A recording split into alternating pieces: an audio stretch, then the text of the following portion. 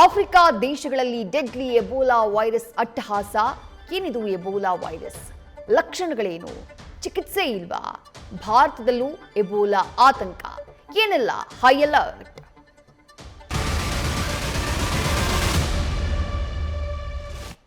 Covid ಬಳಿಕ ಜಗತ್ತಿನಲ್ಲಿ Ebola ವೈರಸ್ನ ಭೀತಿ ಕಾಡ್ತಾ ಇದೆ.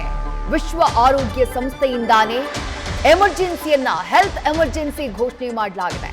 ಕೊರೋನಾ ವೈರಸ್ಗಿಂತಲೂ ಇದು ಬಹಳ ಅಪಾಯಕಾರಿ ಅಂತ ಹೇಳ್ತಿದ್ದಾರೆ ತಜ್ಞರು. ಈಗಾಗಲೇ ಆಫ್ರಿಕಾದಲ್ಲಿ ಎಬೋಲಾ ವೈರಸ್ ತಾಂಡವವಾಡ್ತಾ ಇದೆ. ಕಾಂಗೋ, ಉಗಾಂಡಾದಲ್ಲಿ ಸೋಂಕು ಹರಡುವಿಕೆಯ ಭೀತಿ ಹೆಚ್ಚಿದೆ. ಈಗಾಗಲೇ 148 ಶಂಕಿತ ಸಾವು ಪ್ರಕರಣಗಳು ದಾಖಲಾಗಿದ್ದಾವೆ. 575 ಮಂದಿಗೆ ಸೋಂಕು ಹರಡಿರುವ ಅನುಮಾನ ಇದೆ. ಅದನ್ನ ಪರಿಶೀಲನೆ ಮಾಡಲಾಗ್ತಾ ಇದೆ. 51 ಪ್ರಕರಣಗಳು ದೃಢಪಟ್ಟಿವೆ. ಎಬೋಲಾ ವೈರಸ್ನ ಆತಂಕ ಮತ್ತೊಮ್ಮೆ ಜಗತ್ತಿನಾದ್ಯಂತ ಹಬ್ಬಿದೆ. ಹಾಗಂತ ಎಬೋಲಾ ವೈರಸ್ ಹೊಸ ವೈರಸ್ ಏನೂ ಅಲ್ಲ. ಈ ಹಿಂದಿನ ದಶಕಗಳಲ್ಲೂ ಕೂಡ ಈ ಎಬೋಲಾ ವೈರಸ್ ಆಫ್ರಿಕಾದಲ್ಲಿ ಪತ್ತೆಯಾಗಿ ಜಗತ್ತಿಗೆ ಆತಂಕವನ್ನ ತಂದೊಡ್ಡಿತ್ತು. ಆದ್ರೆ ಈ ಬಾರಿ ಪತ್ತೆಯಾಗಿರುವಂತಹ ವೇರಿಯಂಟ್ ಇದೆಯಲ್ಲ, ಅಂದ್ರೆ ಎಬೋಲಾ ಪ್ರತಿ ಬಾರಿ ಪತ್ತೆಯಾದಾಗ್ಲೂ ಅದರ ವೇರಿಯಂಟ್ ನಲ್ಲಿ ಬದಲಾವಣೆ ಆಗುತ್ತೆ, ಅದು ರೂಪಾಂತರವನ್ನಗೊಳ್ಳುತ್ತೆ. ಈ ಬಾರಿ ಪತ್ತೆಯಾಗಿರುವಂತಹ ವೇರಿಯಂಟ್ ಅತ್ಯಂತ ಅಪಾಯಕಾರಿ ವೇರಿಯಂಟ್ ಅಂತ ಹೇಳಿ ತಜ್ಞರು ಹೇಳ್ತಿದ್ದಾರೆ. ಇಲ್ಲಿ ತನಕ DR Congo, democratic republic of ಕಾಂಗೋದಲ್ಲಿ 148 ಮಂದಿ ಜೀವವನ್ನ ಕಳ್ಕೊಂಡಿದ್ದಾರೆ. 575ಕ್ಕೂ ಹೆಚ್ಚು ಶಂಕಿತ ಪ್ರಕರಣಗಳಿದ್ದಾವೆ. ಅವರನ್ನ ತಪಾಸಣೆ ಮಾಡಲಾಗ್ತಾ ಇದೆ. ವರ್ಲ್ಡ್ ಹೆಲ್ತ್ ಆರ್ಗನೈಸೇಷನ್, ವಿಶ್ವ ಆರೋಗ್ಯ ಸಂಸ್ಥೆಯ ಪ್ರಕಾರ ಈ ಬಾರಿ ಕಂಡು ಬಂದಿರುವಂತಹ ಎಬೋಲಾ ವೈರಸ್ ಇದೆಯಲ್ಲ, ಅದರ ಡೆತ್ ರೇಟ್, ಅದು ಸೋಂಕು ತಗುಲಿದ್ರೆ ಸಾವಿನ ರೇಟ್ ಎಷ್ಟು ಅಂತಂದ್ರೆ 25% 40% ಡೆತ್ ರೇಟ್ ಅನ್ನ ಕೊಟ್ಟಿದೆ ವಿಶ್ವ ಆರೋಗ್ಯ ಸಂಸ್ಥೆ.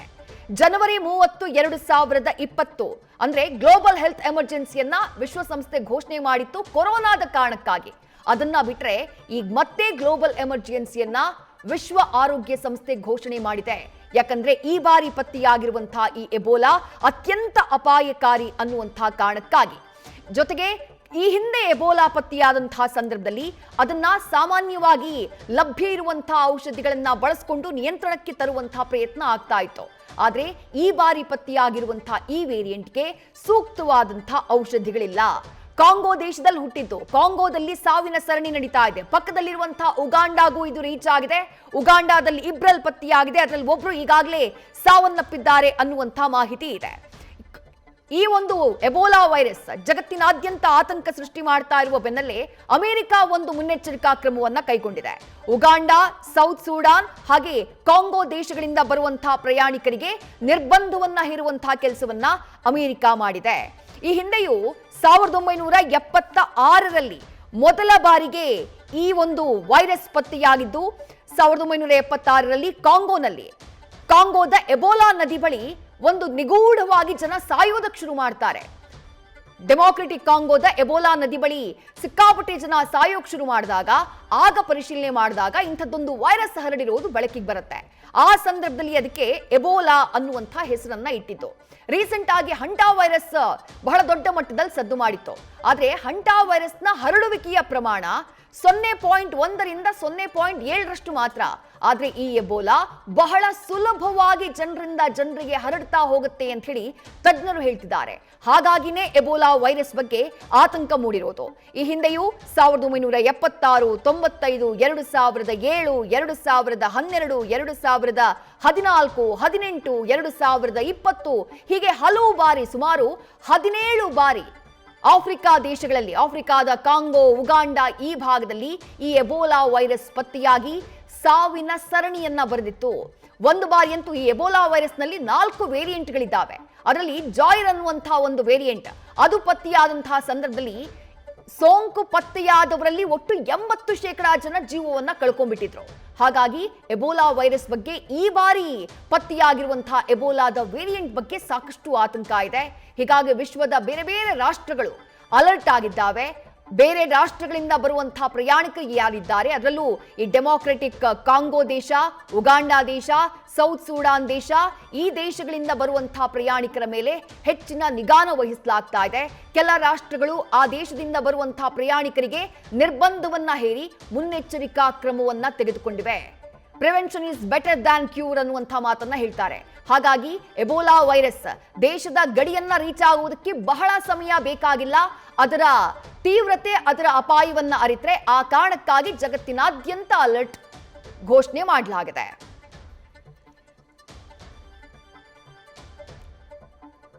ಇಷ್ಟಕ್ಕೂ ಎಬೋಲಾ ವೈರಸ್ ಯಾವ ರೀತಿ ವರ್ಕ್ ಆಗುತ್ತೆ? ಎಬೋಲಾ ಹೆಮೊರಾಜಿಕ್ ಜ್ವರ ಅಂತ ಹೇಳಿ ಈ ವೈರಸ್ನ ಕರೆಯಲಾಗುತ್ತೆ ವೈದ್ಯಕೀಯ ಭಾಷೆಯಲ್ಲಿ.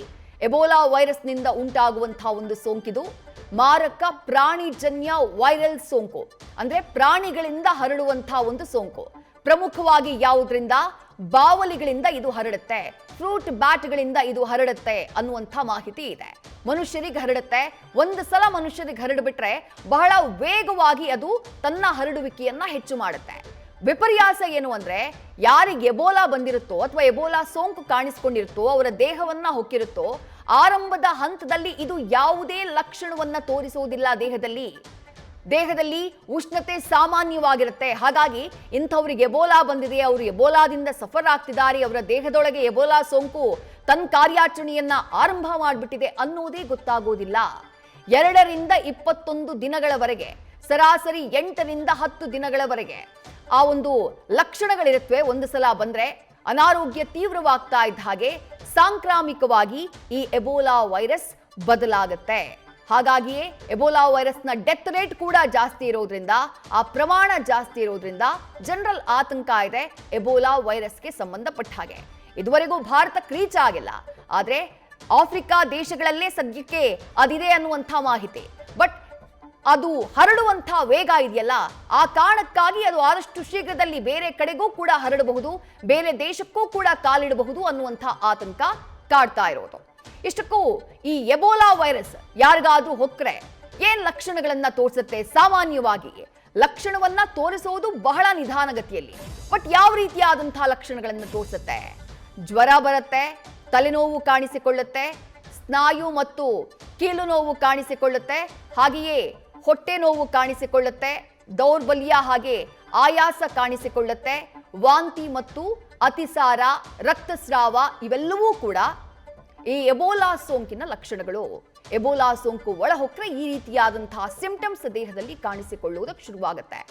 ಕಂಡು ಬಂದಿದ್ದು ಆಫ್ರಿಕಾದಲ್ಲಿ 1976ರಲ್ಲಿ ಮೊದಲ ಬಾರಿಗೆ. ಅದಾದ ನಂತರ ಆಫ್ರಿಕಾ ದೇಶಗಳಲ್ಲಿ ಹಲವು ಬಾರಿ ಮರಣ ಶಾಸನವನ್ನ ಬರೆದಿತ್ತು ಎಬೋಲಾ ವೈರಸ್. ಇದಕ್ಕೆ ಒಂದು ವ್ಯಾಕ್ಸಿನ್ ಅನ್ನ ಪತ್ತೆ ಹಚ್ಚಬೇಕು, ಒಂದು ಮದ್ದನ್ನ ಪತ್ತೆ ಹಚ್ಚಬೇಕು ಅಂತ ಹೇಳಿ ಈ ಹಿಂದೆಯೂ ಅಮೆರಿಕ, ವರ್ಲ್ಡ್ ಹೆಲ್ತ್ ಆರ್ಗನೈಸೇಷನ್ ಪ್ರಯತ್ನ ಪಟ್ಟಿದೆ. ಆದ್ರೆ ಪ್ರತಿ ಬಾರಿ ಎಂಟ್ರಿ ಆಗುವಂತಹ ಸಂದರ್ಭದಲ್ಲಿ ವೇರಿಯಂಟ್ ರೂಪಾಂತರಗೊಂಡು ಎಬೋಲಾ ವೈರಸ್ ಪತ್ತೆಯಾಗ್ತಾ ಇರುವಂತಹ ಕಾರಣಕ್ಕಾಗಿ ಸೂಕ್ತ ರೀತಿಯಾದಂತಹ ಚಿಕಿತ್ಸೆ ಇದಕ್ಕೆಲ್ಲ. ಹಾಗಾಗಿ ಸಾವಿನ ಪ್ರಮಾಣ ಹೆಚ್ಚು. ಹೀಗಾಗಿ ಜನರಲ್ಲಿ ಈ ಬಗ್ಗೆ ಆತಂಕ ಇದೆ. ನ್ಯೂಸ್ ಫಸ್ಟ್ ನಿರ್ಭೀತಿಯಿಂದ ನಿಮ್ಮ ಪರವಾಗಿ.